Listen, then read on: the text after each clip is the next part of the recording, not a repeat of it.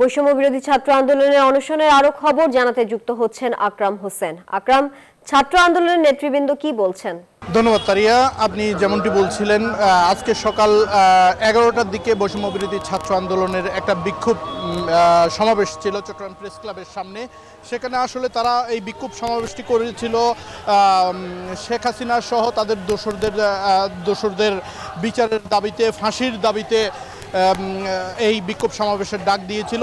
কিন্তু এই বিক্ষোভ সমাবেশের শেষে কেন্দ্রীয় সমন্বয়ক রাসেল আহমেদ বলেন, বর্তমান অন্তর্বর্তী সরকারের প্রায় 6 মাস হলেও দৃশ্যমান তাদের বিচারের দাবিতে দৃশ্যমান কোনো অগ্রগতি হয় নাই, যার কারণে তারা আজকে অনশনের ডাক দিয়েছেন, এই অনশনে বসেছেন। তারা বলছেন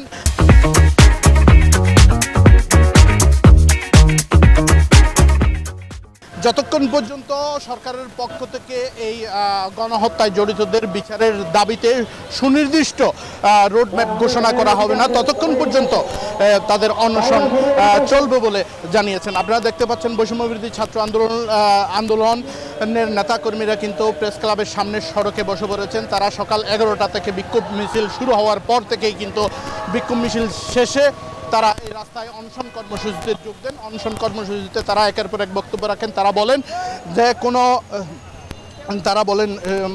তারা বলেন গণহত্যায় জড়িত শেখ হাসিনা সহ তার দোসরদের বিচারের আওতায় আনার জন্য এখনো পর্যন্ত সুস্পষ্ট কোনো পদক্ষেপ দেখায়নি অন্তর্বর্তী সরকার।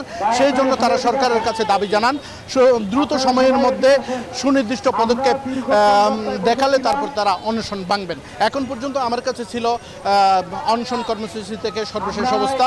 তানিয়া।